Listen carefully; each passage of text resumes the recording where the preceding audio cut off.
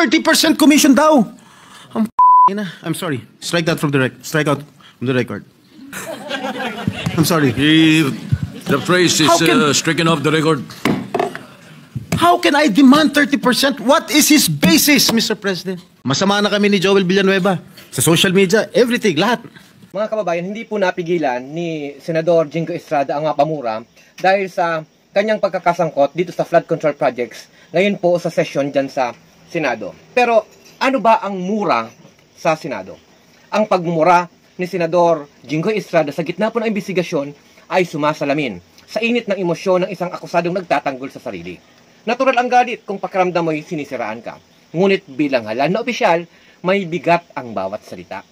Sa halip na mura, ang pinakamahalagang gawin ni Jingo Estrada ay malinaw na ebidensya.